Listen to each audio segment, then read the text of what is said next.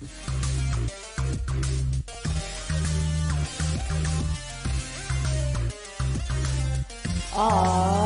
you ready? High voltage is upon us. Join our hosts, Chris and Sean, while they turn up the voltage. Welcome back to Dadnarok High Voltage. This is Sean. And this is Chris. Here we are once again talking Mandalorian Season 2. How about that episode, huh? Can I just get this off my chest? Holy crap. Holy crap. Yeah, that was amazing. Everything I was missing from the last episode, I got in this one. I know a lot of people didn't agree with that. Oh, man. This episode made me so happy.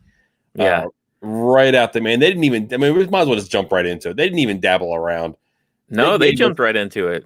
They were like, you wanted Ahsoka? Here she is. Yeah. I mean, before you even got, like right after the recap, it was boom. Yeah. And her just kind of fighting, just fighting. I mean, it was like freaking stealth style. It was pretty awesome. Yeah, the way she would appear and disappear just by how her sabers were lit or unlit, and she would disappear in the fog. That was cool. It was a cool scene. Yeah, the whole thing is like she was off the scope, and then she brings back out the lightsaber. And did you see when she kind of like killed somebody? No. There was one time where like she's behind and she's kind of like pinches her hand or kind of pushes away, and the person just kind of falls over. Oh wow! So she kind of used the Force in the dark side kind of way. Yeah, well, she is no Jedi, I guess. You know. Yeah, dude. That I wanted her to say that so bad. Oh, is that the line? That's the line I was wanting her to say. I am no Jedi. Right. Like when she's standing at the gate of Corvus, or the city, and when he said, Jedi, I've been waiting for you. I wanted her to say, I am no Jedi. Yeah. Or when Mando finds her, I was tasked to find the Jedi. I wanted her to say, I am no Jedi. Yeah, that's what I thought they were going to end up leaning towards, is how she, ends up not training Grogu or Baby Yoda. Baby Yoda. Is that going to stick? Is Grogu going to stick? Yeah. How long is it going to take before people stop calling him Baby Yoda or the child? The child never stuck.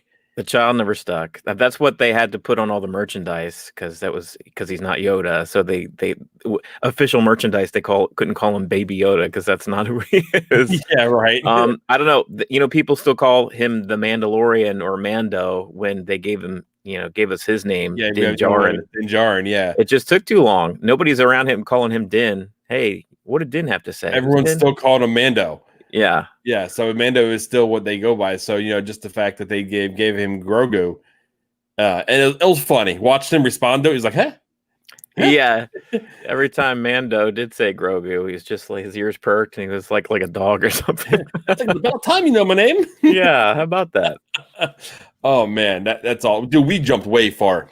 It was just one of many reveals in this episode. I mean, this episode just, it went for it, man. I mean, from everything from the flyover, when they first came in and sat down, you see like the city. Mm-hmm. I mean, it was all awesome. Like, I didn't know when we were going to see, Ahsoka. Even like when she's coming up, she finally gets to the door of the city, and the magistrate is like, how many lives will pay the price? And she goes 110, 100, and Ahsoka never flinches. She calls her bluff. Yeah.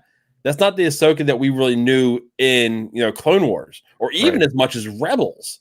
Yeah. So it tells you that she's gone through a lot from when we last seen her to now. Well, she knows this magistrate's full of crap anyway. It's just like, these people are suffering as is. Don't try to tease me like you're going to do any more or worse to them, because you're already doing, being terrible. Or is it an ego thing? I mean, she cut him down like it was nothing. Mm-hmm. I mean, she went through and took out basically the front line of the army by herself with no problem whatsoever. And then, when it came time, it was easy for her to get to where she was going.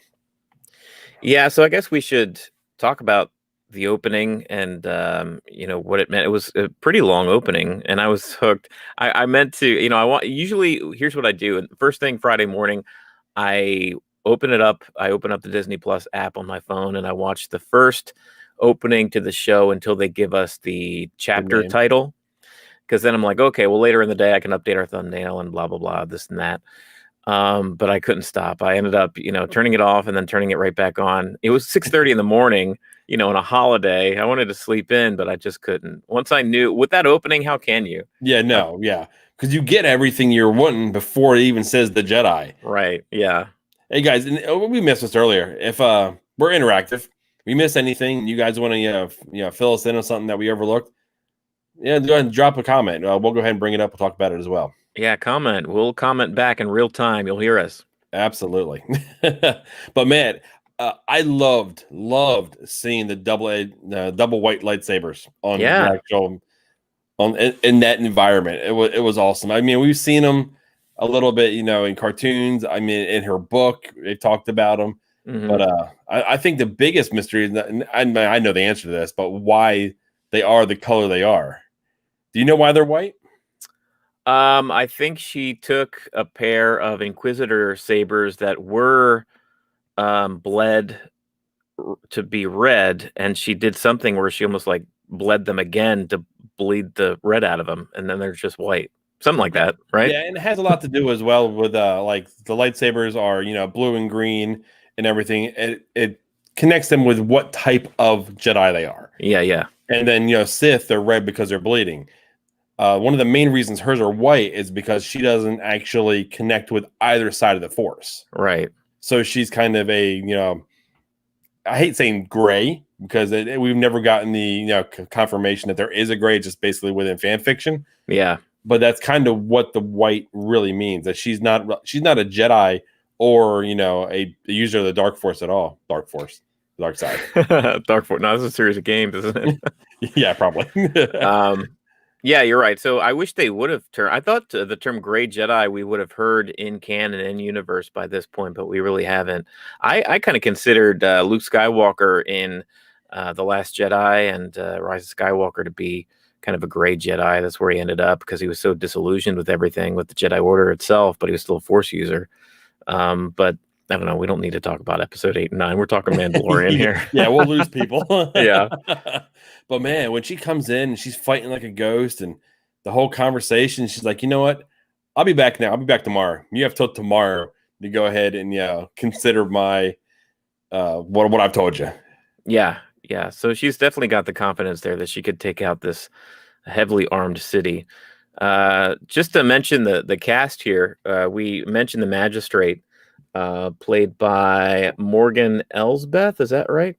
I believe no, so. Morgan Elsbeth is the name of the magistrate. That's the character's name. Oh, Deanna Lee Diana Lee Inosanto, which apparently I found this out earlier today. She's actually the granddaughter of Bruce Lee.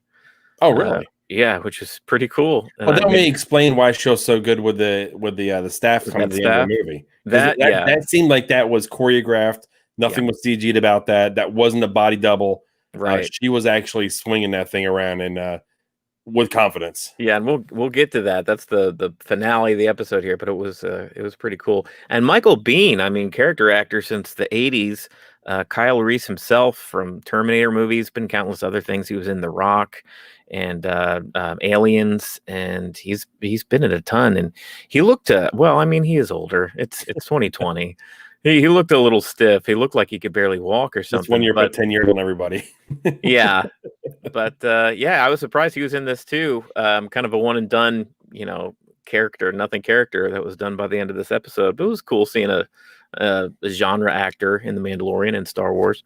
I enjoyed his character too. I mean, he was kind of brash. Towards the end of it, he was more like, you know what? This isn't worth dying for. Right. And he was trying. I mean, it didn't work in his favor because he tried to double cross. But I was kind of buying it. Like, you know what? I'm out. I'm a hired gun, essentially. That's what he was pretty much saying.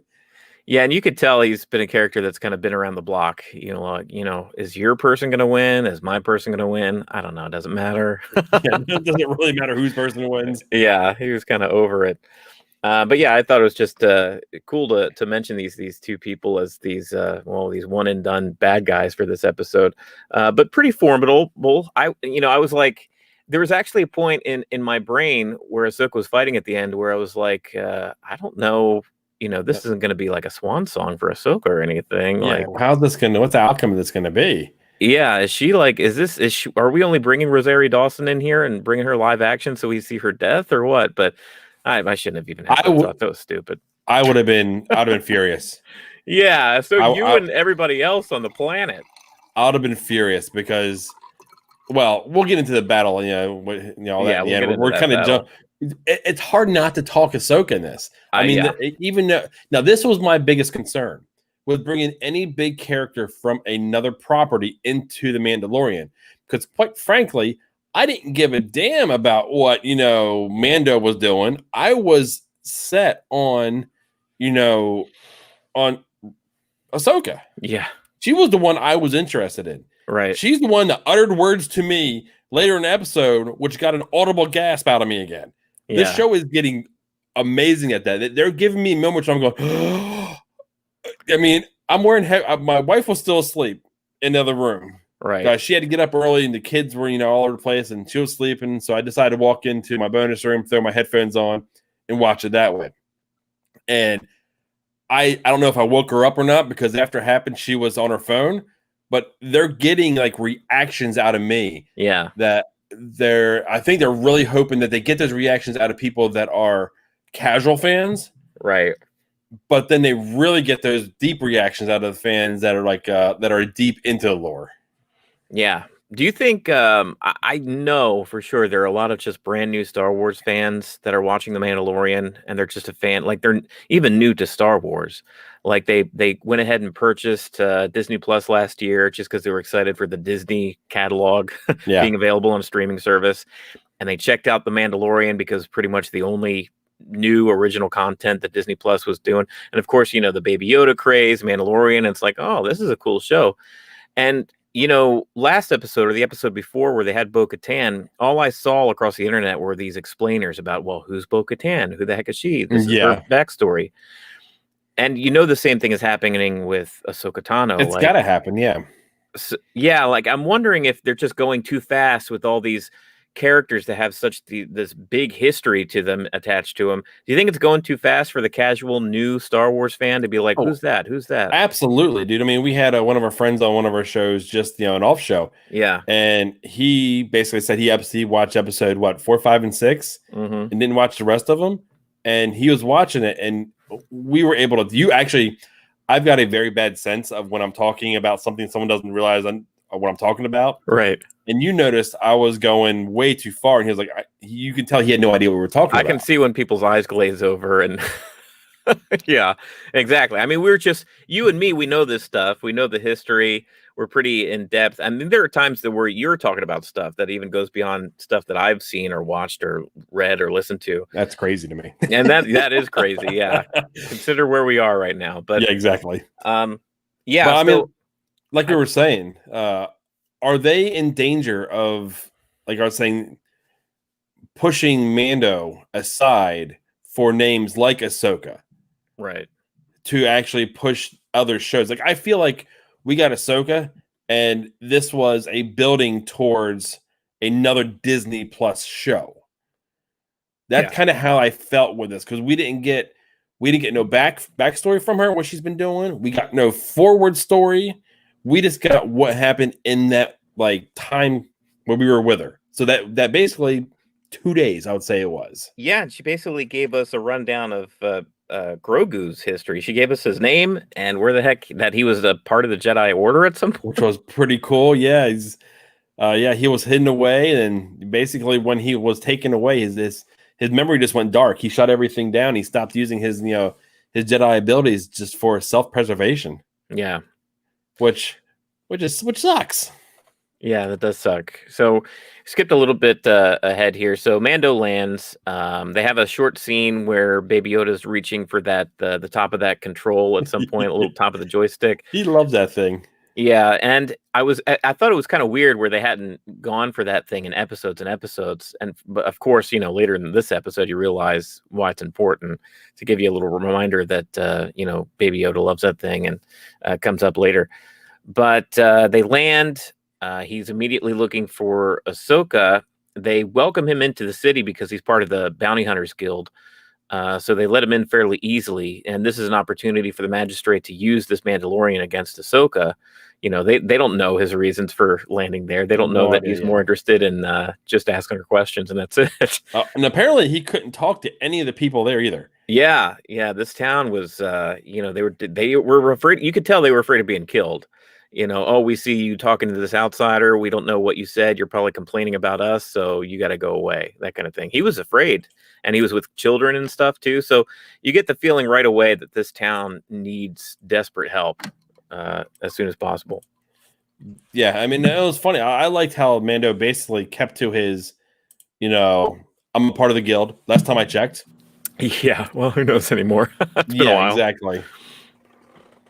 But yeah, he lands, he gets there, and they make a deal immediately. He meets the magistrate, and she is going to present him with a spear, a long staff made of pure Beskar, which, God, you melt that down. I don't know what else he could add to his armor, man. But he'll just be gleaming from head to toe. That was awesome. When she tapped it on the ground and you it made heard that sound. That ring. Yeah. Yeah, you hear that a couple times in the episode when she does it, and then later during the battle. And I was like, oh man, that's very cool. It's almost like the snick of adamantium or the sound of Captain America's shield. Apparently Beskar has its own distinct sound. Now I do want to bring something up, and I noticed this the second time around. So we know in the first season and the that one episode where they were looking for basically the bounty hunter. Yeah, that was coming after them, and they were trying to kill her, and we never actually seen who was walking up, and you heard the clanking, which was synonymous with Boba Fett. Right. Since we seen Boba Fett, I think everyone's thinking that was him. In this episode, I caught when he's walking around, you hear that exact same sound. When Mandalorian is? Yes. Oh, okay. So I don't remember the timing of that episode, where he was at the time. Yeah. But what if that was him walking back to her before he drove off? Yeah, I don't know. I don't remember the exact timing of it. Because of my memory, him and Baby Yoda, they fly off planet, and then it cuts back down to planet where some stranger walks up to her body. It could be another Mandalorian. Yeah, it could be. I mean, there was no definite answer that was definitely Boba Fett. It was just a little audio hint, but I mean, it could be anybody still. It was just a weird thing that I heard in this episode that just kind of crossed back to season 1. Yeah. I don't know if we'll ever get confirmation on who the heck that was. Honestly, I hope so.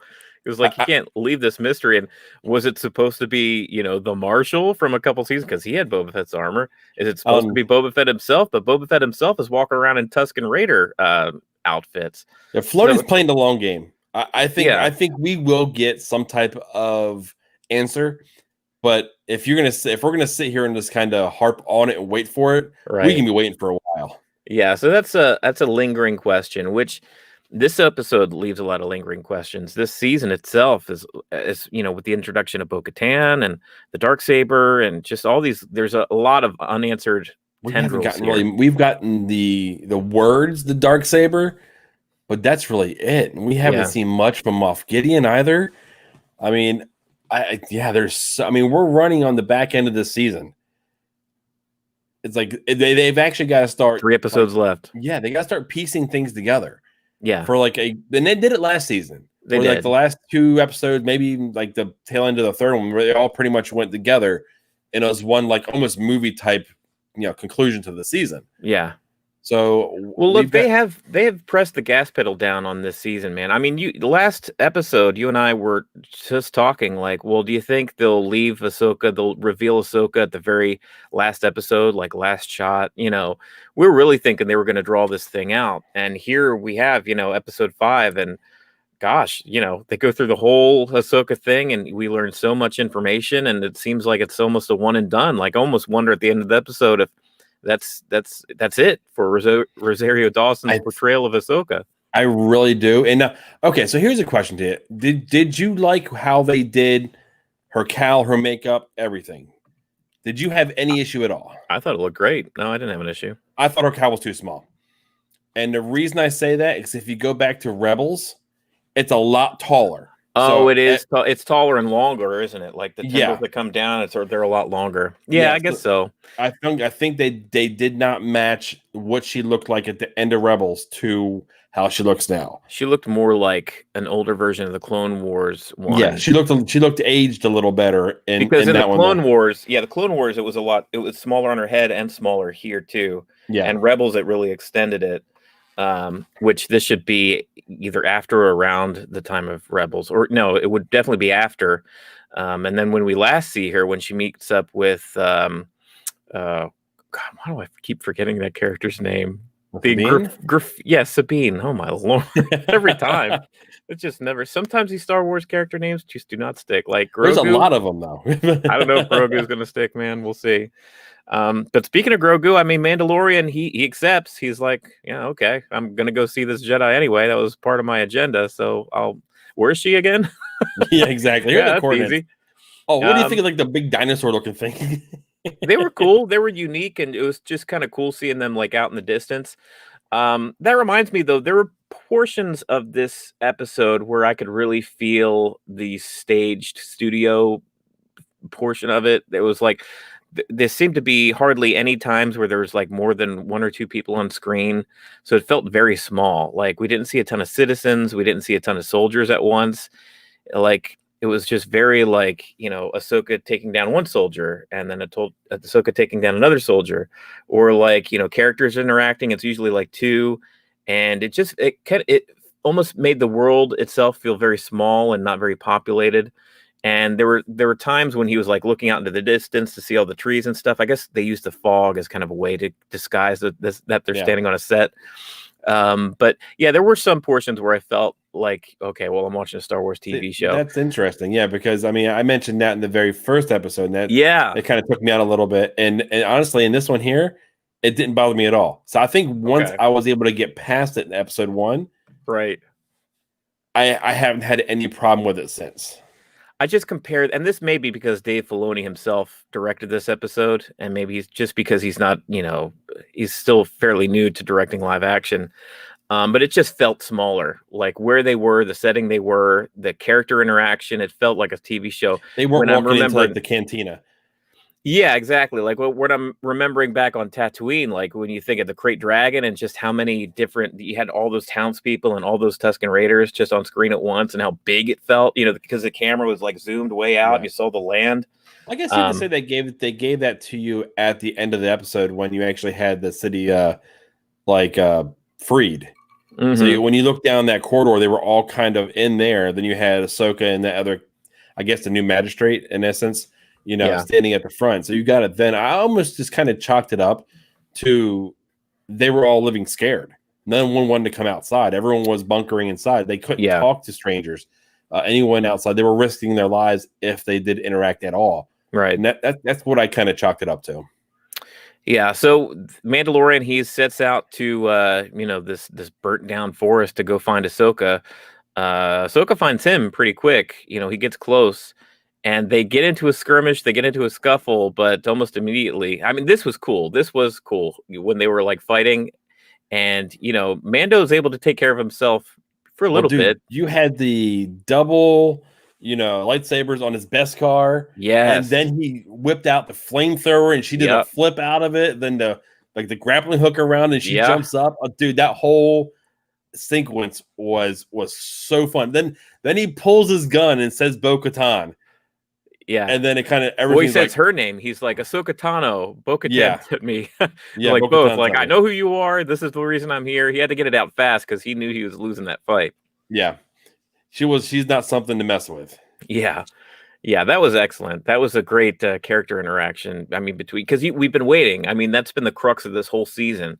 He's like, he is going to see Ahsoka Tano at some point this season. I know this is happening, and it finally happened. And it was great when it did happen, the little battle, and it was also great, like almost immediately when she looked at Baby Yoda or Grogu. I hope it's about him. Yeah, and immediately her interest is piqued. It wasn't like there was none of this fake back and forth, like she didn't guard any information. She was immediately like, okay, well, let's sit down and let's chat. She wasn't worried about it. I think it's a part of showing her maturity in the Force. Right. Once that question happened, and once she's seen him and he talked to her and knew her name, she trusted that, I'm trusting in the Force that he's here because of, Gregu, what, Baby Yoda, Grogu, yeah. Grogu, Ragu, I don't know. Ragu. Don't you make Greg. Ragu with eggs? No. Yeah, little baby Greg. Oh God, no more eggs. No more eggs. I'm not going to talk about eggs. They were soft boiled, but but yeah, that's when we get that interaction. She's like, let him sleep, and they do that testing in the morning. We kind of already talked about with the Force and the Rock, and she mentions how she senses fear in him, and that was a line I was like, that's an awesome line to go ahead and throw into this. Yeah, well, she senses the attachment that Baby Yoda has for the Mandalorian. I mean, that's evident throughout the episodes. Like they've been building this bond, this relationship over the 2 seasons, and that's how any baby would feel. But and then throw in the extra predicament that these two have been through hell and back as far as just like escaping life-threatening situations together. Like that would make anybody bond. So these two are tight. Mandalorian feels it, though he probably wouldn't admit it. And Baby Yoda, he does, because when he went to say his goodbyes at the end, he sat there and he was in that like little hammock thing. I think he actually picked him, was holding him, right? And you can almost see that, like that fatherly, like I need to leave you here. Yeah, it's in your best interest, but I don't want to leave you. He could tell that he was doing the right thing, but it was hard for him. Yeah. So that kind of relationship is already there. And Ahsoka, she says, I've seen what attachment has done to even the best Jedi, and I want no part of it, basically. And of course, we're fans of Star Wars. We know who she's talking about and all the events of, the Skywalker saga. And this is another thing where it's like a new viewer. Does that just go like right over their head? That has to go right over their head, because they'll have no idea. Like they'll know of Vader, but they wouldn't know it was Anakin. They wouldn't know that was her old master. Yeah. They wouldn't know any of that. Yeah. And just is such a loaded question. Like if your wife looks at you like, well, who's Ahsoka Tano? It's like, well, sit down. Let me tell you, there's been 2 entire series and books and there's one novel about her. There's a whole animated show. Then there's another one that she joined later. She was Darth Vader's apprentice when he was still Anakin Skywalker. But there's so much more to that answer. Yeah, right. Yeah, and she also walked away from the Jedi, and she left on her own accord after falsely being accused. We're going down a road that it's just the fact that her character has spanned. When I think Ahsoka Tano, I still think of her, spawning out of the Clone Wars and being in the Clone Wars era. But that's where she started, as far as how she's introduced to the story. And here we are. We're like 5-6 years past Return of the Jedi. I mean, between Clone Wars, Return of that is a huge span of time that she's an active character in this galaxy, and it's incredible. Like, just the more every time I see her, afterthought in the galaxy either. She's a main focus point in everything she's in. Yeah. So as far as the story goes, she basically tells him that she doesn't really have a ton of interest to train him, but she does give Din Djarin backstory. Baby Yoda, or Grogu, he was in the Jedi Order apparently, and he's been around. He's 50 years old, so he would have been. He's about as old as Anakin would be. So Anakin is Vader right now. Anakin's he's actually dead right now. He's a Force ghost right now, but he's about as old as Anakin was. So apparently, so. He was, when he was brought to the Order fairly young, the way they do. And I assume that he probably acted fairly similar back in the Jedi Order that he does now. He's still like a baby. He acts like a baby. He's able to communicate through, nonverbal stuff with Ahsoka through the Force. Well, that was pretty fun to watch him actually kind of have a conversation, but not really speak a word. Mm-hmm. But did you like that reveal that he was actually on Coruscant at the Jedi Temple, and somebody stole him and ducked him away during the events of Order 66? I didn't dislike it, but I mean, my only crux with it is, when did it happen? Like, Anakin came in and all the younglings were together, and he just started, doing his thing. Yeah. Where was he? Who stowed him away? Yeah. I mean, was it another were they Jedi on the light side master? or the dark side? Yeah. Is it, another Jedi that survived that we don't know about? Right. There's that little part left so much Yeah. like open by itself. I've heard everything from Yoda to Mace Windu to Jocasta Anu, the librarian lady, to anybody. I mean, Coruscant during Order 66. There's a lot of people there. Yeah, that's. Maybe it's a character we don't even know about. I mean, who the heck knows? It could have been the cook. Yeah, that had a bond with him. He, baby Yoda enjoyed his breakfasts. Yeah, and basically, Ahsoka says after this time frame, Order 66, there's a long dark period where there's not a lot of information.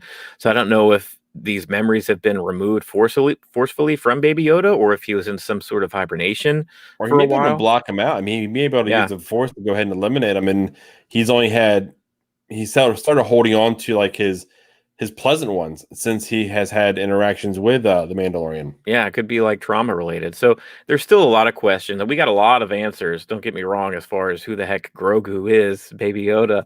But now, of course, like any good show, it opens up more doors that you're just asking more questions, and that's what keeps them bringing us back. So I don't hate it.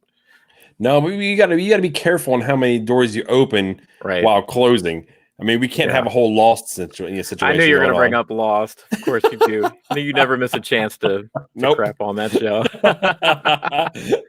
But I mean, moving forward here, I mean, eventually, Ahsoka agrees but doesn't agree, to train him to kind of get, the Mandalorian to help her kind of take the town. Yeah, I kind of forget what because she's like, I'm not going to train him, but somehow she gets him to work with her because she doesn't bring up the secondary plan until the end of the episode when he's about to leave. But anyway, they end up working together. They know that this town, this city, the citizenship, they're just, they need liberated like yesterday. Yeah. They're suffering. So, and he looks at her, the Mandalorian and a Jedi working together, they won't know. It sounds like a bad joke. Yeah, it does. Mandalorian and a Jedi walk into a bar. Walk into a cantina. Yeah. But I mean, that's, at first I thought they were going to do the old, put handcuffs on Chewbacca and walk him in like he's a prisoner. That old gag. They don't, thankfully, because that probably wouldn't have worked. But Ahsoka, she just walks up to the city like she promised she was going to do, on time. I'm coming back tomorrow. She throws a piece of Beskar armor down. I took care of that. It was from his shoulder that had the actual mudhorde on it. Yeah. So they were like, okay, all right. So they're ready to fight. And Michael Bihn's character, he kind of Did you like how she walked in all badass-ish? Yeah. She just walks in, you see her, and all of a sudden she's just kind of like, you know what? You can't stop me. All the confidence in the world. Yeah, I did like it. And Michael Biehn, he knows what's up. He's like, he sends everybody after her. He goes after her, pretty much leaves the main portion where the magistrate is unguarded because of that. And Mando, he just comes down his jetpack. He starts trying to release these prisoners that were just stuck, in this electric field. That thing looked like it sucked. That looked bad, man. And I was wondering if Ahsoka knew these people that were prisoners held in front of the main gates there. It seems like they did. It was very interesting to see what Ahsoka's backstory would have been. How she arrived at this point. Yeah. How long has she been working at liberating this, the city here? How long has she been hunting down the magistrate to go ahead and get the information that she needs to get? But that's just kind of the way Ahsoka's always been. It's like we see her in the middle of something and duck out, and it's like, well, how does Ahsoka get here, and where's she going next? Like that's kind of been that's kind of her thing. Her role, yeah. She just dips in and out of this continuity a lot. But anyway, Din Djarin, the Mandalorian, he takes care of business. Ahsoka takes care of business. And it really just boils down to Ahsoka and the magistrate having a battle while the Mandalorian and Michael Bihn's character are sort of having their own showdown just outside the gates, and they're listening in on what's going on inside.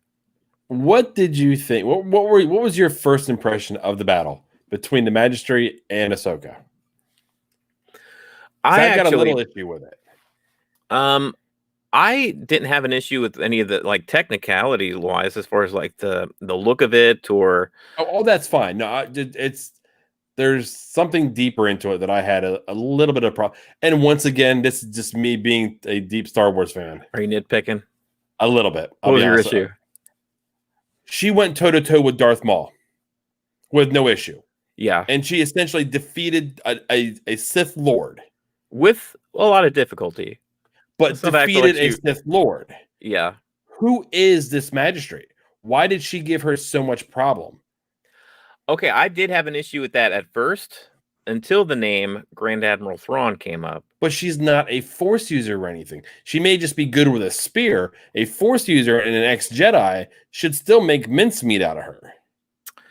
Well, maybe Ahsoka was toying with her too. Maybe Ahsoka wasn't really using the Force. She wasn't doing a lot of Force. Yeah, I think she was toying with her. Yeah, but she took out one of her sabers. She was down to one saber at one point.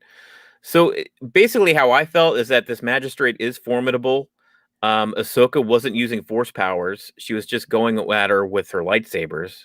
And my reasoning is that she didn't want to kill the magistrate; she needed information from her. Yeah. So you try not to kill somebody you need information from. And at the end, I just assumed that maybe this was a student of Grand Admiral Thrawn. I mean, Thrawn is formidable in his own right. I mean, he could just if I'm remembering right, the books and stuff, like he doesn't need to go one-on-one with people in a fight, but like I feel like he'd be able to take people down pretty easily in like hand-to-hand combat. Dude, we're throwing around the word Thrawn like it's nothing. Yeah, is that where you're smiling? Oh, that's why I'm smiling. When I heard he is hands down my favorite Star Wars character. Yeah. It's not even close. Wow.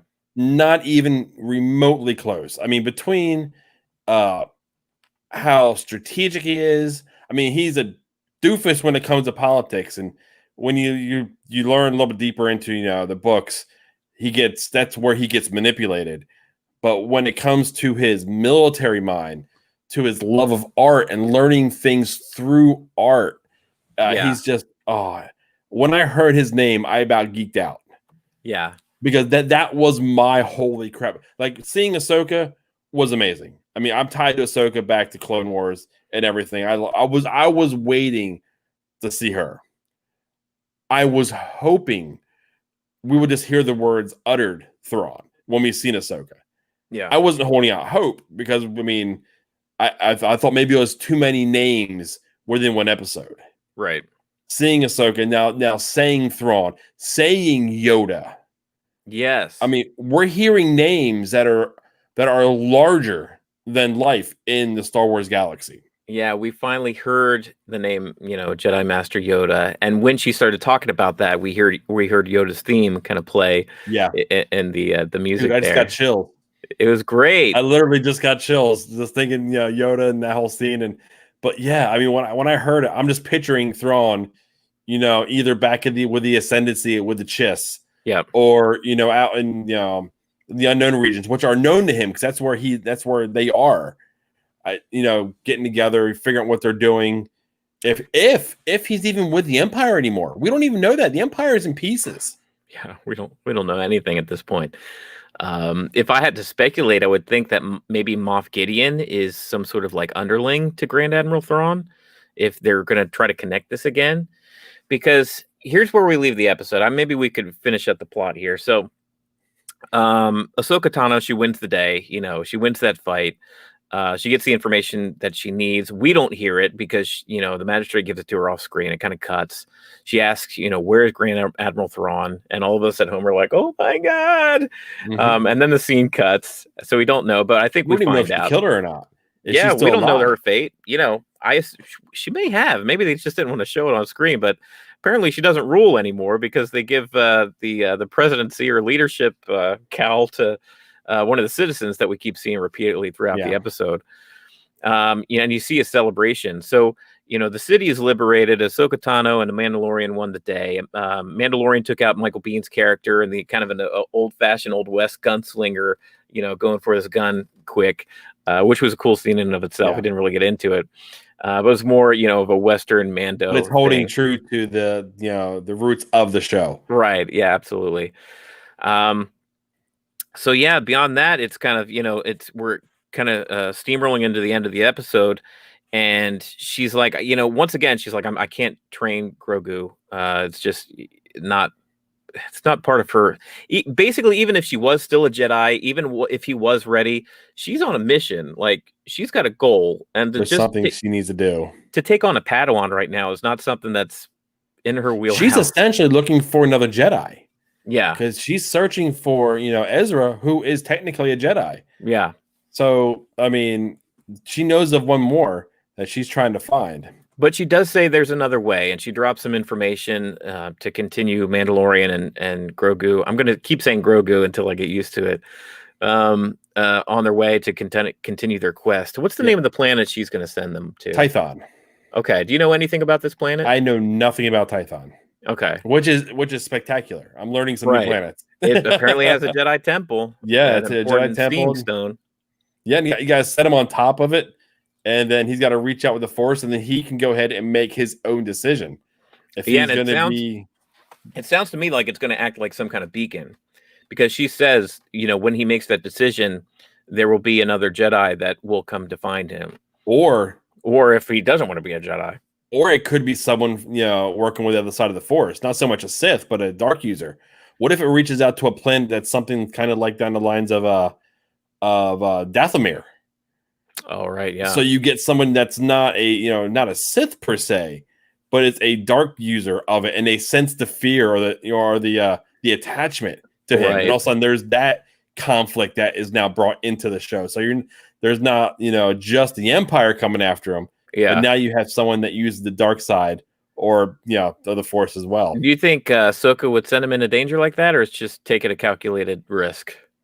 I think a calculated risk. I don't think I think she's out there thinking there aren't very many dark side users anymore, because she knows what the fate of Dathomir was. Right. Pretty much that planet has been decimated. There's no one really left of that planet. And at this point in the time, the only Force users or Jedi that we're aware of, 5 years post Return of the Jedi, would be Luke Skywalker, Leia, sort of. She's kind of a Force user, not really. Baby Yoda or Grogu, Ahsoka. We don't know where Ezra is. We don't know where Ezra is. And that's about it. I can't really think of anybody else at this time. There isn't anyone known. Yeah. So we don't know who's going to come to find Baby Yoda, but here's what I'm convinced of now. We've been, I was talking to my friend Christopher earlier today, how just like this episode just went for it, man. Like, and we're just like chug and plod along, which I love. And I'm almost convinced now. I don't know what the last 3 episodes of this season are going to look like. Like, he may arrive at this planet next episode, and we may get to see him set Baby Yoda down on top of this mountain, and whatever happens from there. Or that could be, the end of episode 8 now. Like, I don't know, as far as, because they're so all over the place with their pace. Yeah. It's like, it's not weird for them to just have an episode that's a bottleneck and it slows everything down and like no plot happens. And it's also not weird for them to have an episode like this where it's like plot is just like in your face. Yeah. So I have no idea. They have to give us something from Moff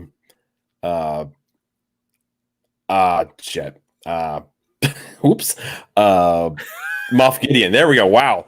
That's a definite. We're going to see these dark troopers. We're going to see Moff Gideon. Yeah. We got to see some of them out. We got to see them marching behind them. We got to see some type of use of them. And we know that Bo-Katan is after the Darksaber. And who has the Darksaber? Moff Gideon. So good chance we're going to see Bo-Katan again. Just because we're going to see Bo-Katan again, there is a part of me that's holding out hope that we will see some type of appearance again from Ahsoka. But I'm not really holding out hope on that. This episode seems so final. Yeah. For her. I mean, they did have a relationship, but it wasn't anything like really tight. And seeing that they know each other and they know kind of where they can find each other, that's the only thing I can think of that they may cross again. And then I really believe that this is going to be a launching point to another Disney Plus Star Wars show that's going to be featuring Ahsoka. And then that's where we will get our Sabine Wren, where I want to see. Sabine, Rex, the search for Ezra, Yeah. Thrawn.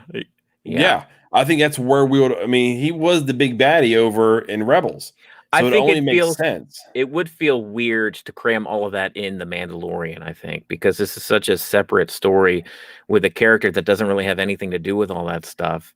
And I do like seeing this being a story of Mandalorian and him, bringing Grogu to whoever is going to be his final place. Like, I like that. But what's the end point here? We can't be. I don't know. You can't play daddy, the whole way. I mean, eventually that story is going to grow old. Yeah, I don't know, but I trust them to show me the way.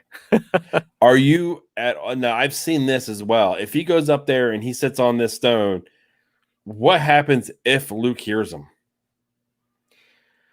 I don't want to see Luke.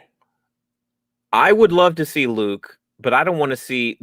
First of all, if we see Luke, it's going to be for a one and done shot of a de-aged Mark Hamill, and that's it. Luke Skywalker's not going to be in this show as a character. Maybe if he's meditating and all of a sudden he kind of gets that like ping, right? Is like kind of a thought, and then kind of moves on. Because they don't have the money. Look, I know it's Disney, but they don't have the money to de-age Mark Hamill for him to go through an entire episode even.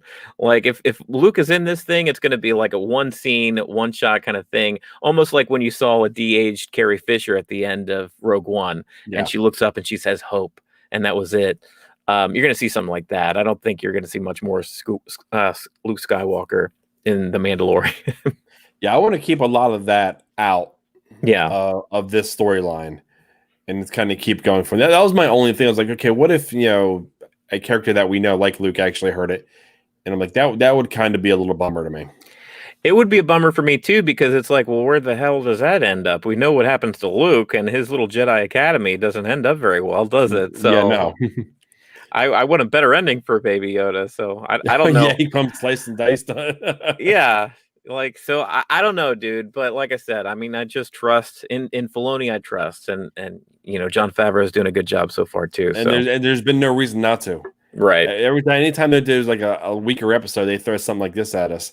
Yeah. So I am convinced that they're playing the long game. I really am. Yeah. So anything that they're not going to give us, they're going to give us more that next season, which they're already set up to go ahead and start recording again. So I mean, this whole pandemic isn't slowing them down, which is awesome. Yeah, it's great. It's a gift, man. It actually is. So that's where we leave the episode. Ahsoka Tano, she has information that she needs to move on from this planet after she's liberated it. Mandalorian, he's got a new destination to go to now to kind of continue his quest with Baby Yoda. And like we said, not sure how or when or if we're going to see Ahsoka Tano again in The Mandalorian. But a heck of an episode, man. Just insane.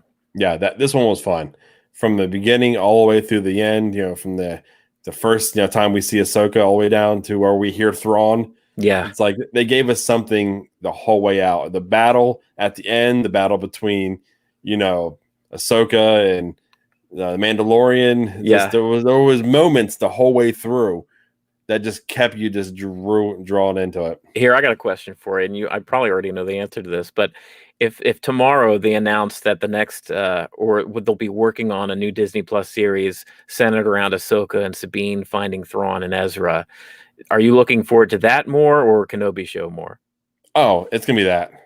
The Thrawn one? The Thrawn one. Kenobi would yeah. Thrawn, I mean, I would watch it Kenobi just because I enjoyed Kenobi. I want to see Ewan McGregor playing Kenobi again. That excites me. Yeah. But nowhere near as much as seeing Thrawn in live action. Right. A live action Thrawn with those red eyes, dude. I'd be geeking out. The first time I see him, it would be. I figured that was the answer. It would almost be like a one of those religious moments. And that could be just a casting thing too. It's like who could you cast to be Grand Admiral Thrawn? Who could have that presence, that voice, that gravitas?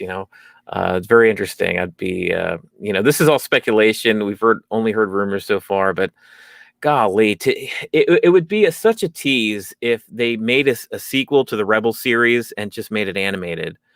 because now that we've seen Bo-Katan and Ahsoka Tano in the flesh in Yeah. the real world, Yeah. to see that stuff That you can't put the genie back in the bottle. No, you can't put the toothpaste back in the tube, man. Like, I want to see that in live action. If we don't get it in live action, it's going to be a disappointment. Yeah, it'd be very disappointing. Yeah. Okay, guys. Well, we went through that pretty deeply. I mean, even deeper than most people probably. If you'd enjoyed it, please go ahead and hit that like, subscribe, and that little bell. And also, if you don't know already, I'm trying to give away a couple stickers. So go to our actual Thanksgiving episodes from both Sean and I. And if you find out what the issue was, like, subscribe, and leave a comment, and I'll be happy to go ahead and give away the sticker to it. It's very funny. I know what the issue is. I'm not going to tell, but it's worth it. It'll get you smiling. Trust me. Oh my Lord. What do you say? We hit a good spot here? Yep. Yeah, for the Dadnarok. Whatever. Check out Dadnarok.com. Past episodes of our audio podcast. Check us out on YouTube, of course, Facebook, Twitch. You can see all the links there at the bottom. But yeah, join us again. Yeah, next week, 10:30. Catch you guys later. See ya.